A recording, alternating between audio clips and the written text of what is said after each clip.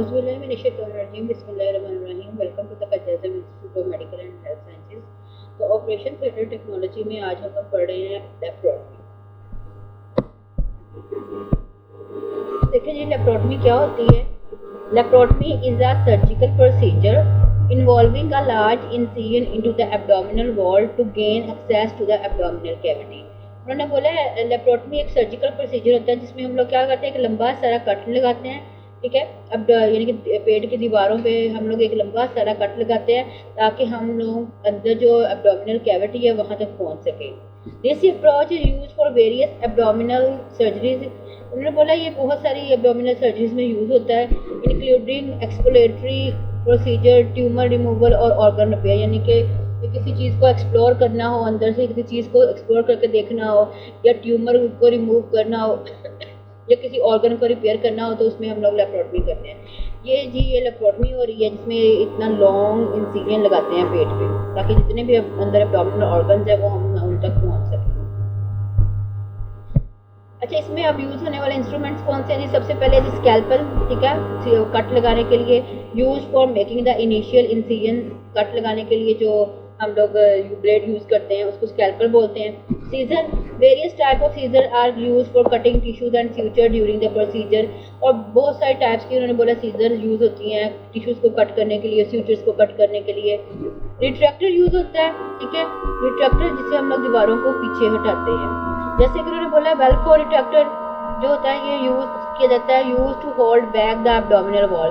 Abdomen की दीवारों को पीछे हटाने के लिए हम लोग वेलक्रो रिट्रैक्टर यूज करते हैं। ये हम लोगों ने पहले भी वेलक्रो रिट्रैक्टर पढ़ा है। आगे जी, बुक वॉल्टर और ओमनी रिट्रैक्टर, ये एडजस्टेबल रिट्रैक्टर होते हैं जो कि सिस्टम फॉर मेंटेनिंग एक्सपोजर, यानी कि ये एडजस्टेबल होते हैं। इनको एक बार हम लोग लगा दें तो ये खुद वहीं पे एडजस्ट रहते हैं। ठीक है, जैसे कि ये देखिए, ये बुक वॉल्टर रिट्रैक्टर है, ठीक है, ये वाला, जो कि एक बार एडजस्ट हो जाए तो वो एडजस्ट ही रहता है।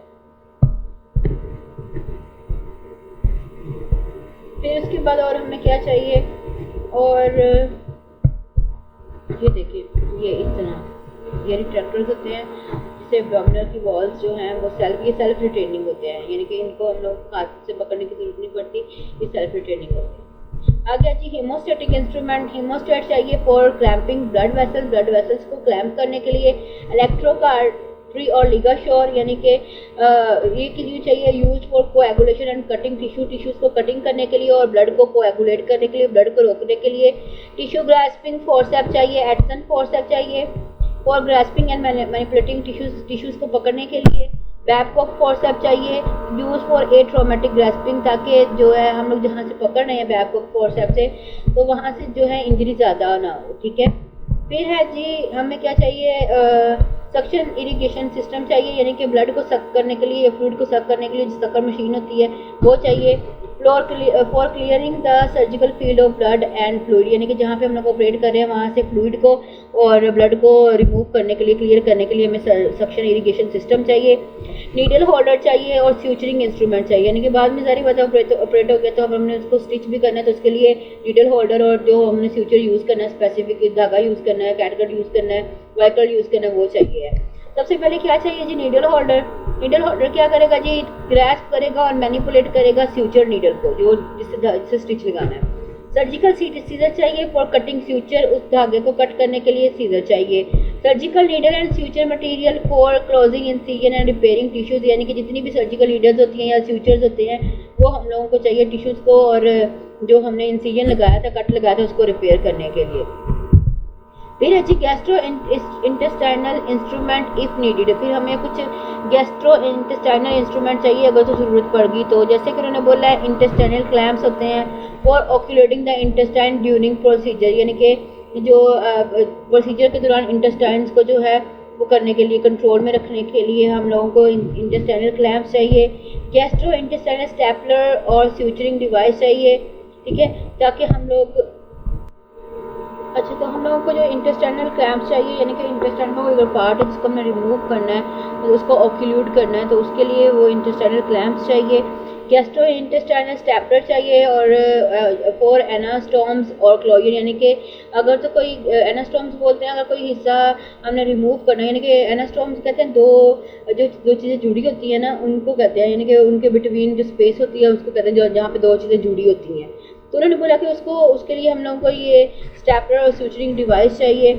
ये देखें जी, ये है क्लैम्प, ठीक है, ये इंटेस्टाइनल क्लैम्प है और ये है एनास्टोमोसिस, जिसमें हम लोग क्या करते हैं कि अगर तो ये यहाँ से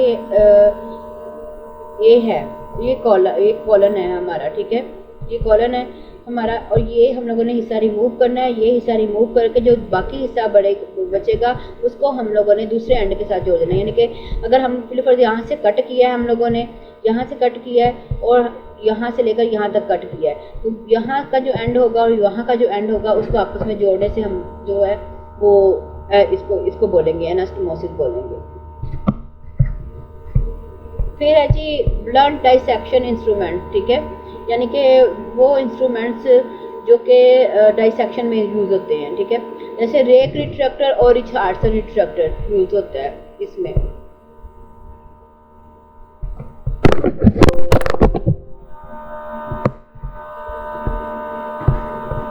ठीक है, use for gentle tissue separation, यानी कि ये जो रिट्रैक्टर्स होते हैं, ये जो सॉफ्ट टिश्यूज होते हैं उनको सेपरेट करने के लिए यूज़ होते हैं।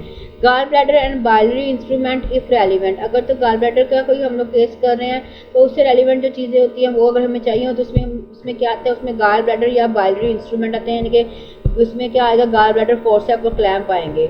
और मैनिपुलेटिंग द गाल ब्लैडर और बाइलरी स्ट्रक्चर, जितना भी बाइल यानी कि जहाँ से बाइल आता है, बाइल स्टोर होता है जिस वेन के थ्रू, डक्ट के थ्रू वो वाला, और जो गाल ब्लैडर है अगर हमने उसके साथ मैनिपुलेट करना है, यानी कि उसको हम लोगों ने एग्जामिन करना है, उसको हम लोगों ने उस पर प्रोसीजर करना है, तो उसके लिए गाल ब्लैडर फोर्सेप्स और क्लैंप्स चाहिए होंगे।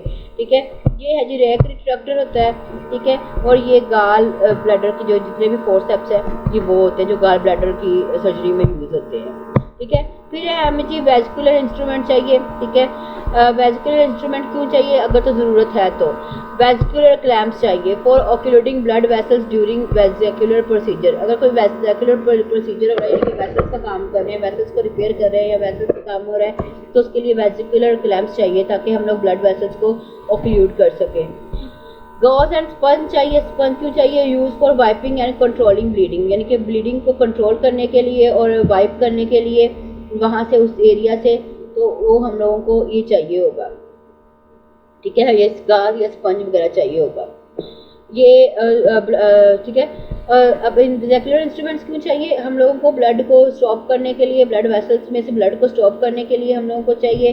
गाज हम लोगों को वाइप करने के लिए चाहिए, और गाल ब्लैडर रिट्राइवल बैग हमें चाहिए। हमने गाल ब्लैडर रिमूव किया तो उसको जिस बैग में रखना है, और जितने भी हम लोगों ने टिश्यूज या ऑर्गन जो एक्सट्रैक्ट किया है बॉडी से उसको रखने के लिए हम लोगों को gall bladder bag, retrieval bag चाहिए। ठीक है, जो कि ये देखें, ये है जी वेस्कुलर क्लैम्प्स। ये डिफरेंट किस्म के वेस्कुलर क्लैम्प्स होते हैं जो कि ब्लड वेसल्स पे लगाए जाते हैं ताकि ब्लड को स्टॉप किया जा सके।